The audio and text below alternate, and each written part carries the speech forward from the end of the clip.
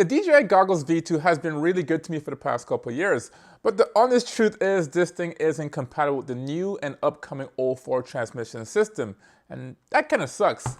That's the reason why I picked up the new N3 goggles. This thing is 1/3 the price and is just as capable as the V2 goggles. So, am I going to chuck this thing into the bin? Not really, and here's why. Okay, the first reason why I'm going to hold on to my DJI Goggles V2 is because of its compatibility list. This thing is probably the most compatible goggles in DJI's fleet. This thing is good for the DJI FPV drone, also known as the potato drone, as well as the Avata 2, the original air unit, the Caddx Vista, as well as the DJI O3 air unit. So this thing has a long list of compatibility, in addition to all the controls and radios on the market. So this thing here is pretty good. And at one point was the workhorse for DJI. This thing has garnered a lot of attention and has brought a lot of customers to the DJI ecosystem. And for that reason, I'm gonna hold on to this just a bit longer.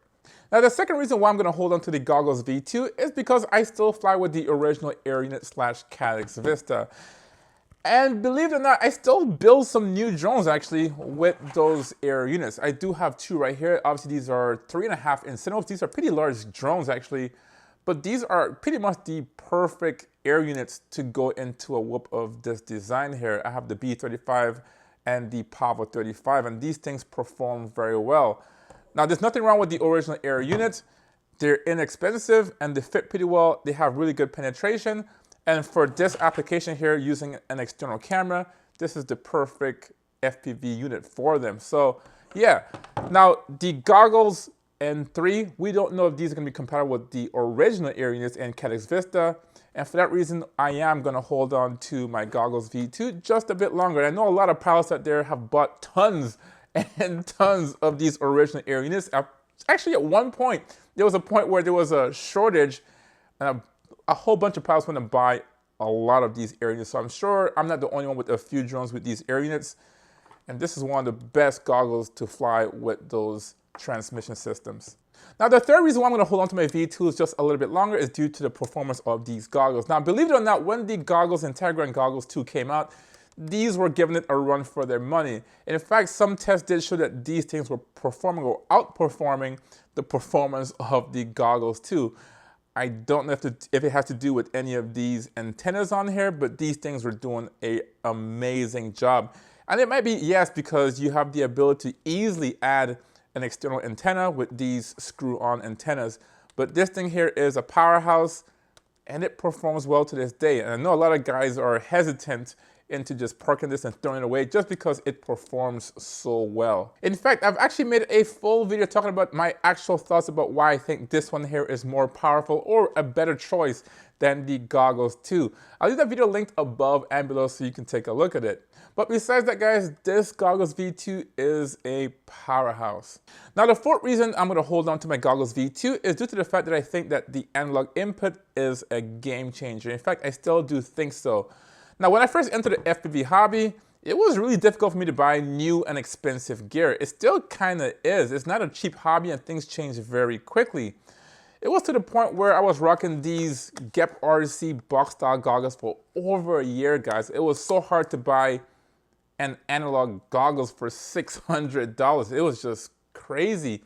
And to think about, I was also gonna go to digital, then we're talking about another $600. So $1,200 just to get into the hobby was kind of crazy, guys.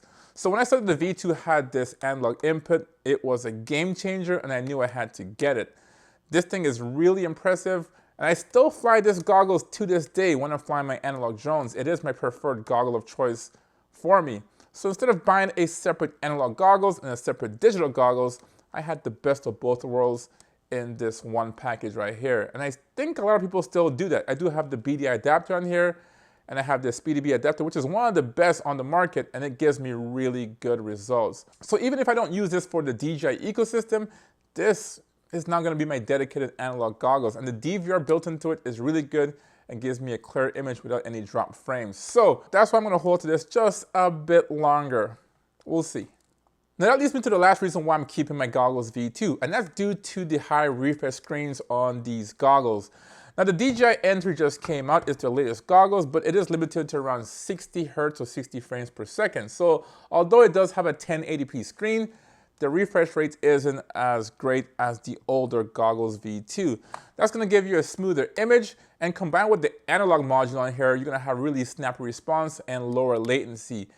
And that's pretty impressive for a goggles, which is like their second iteration of their FPV goggles. So this is impressive. The screens on here are pretty good. Don't forget, this was a flagship goggle or product at the time.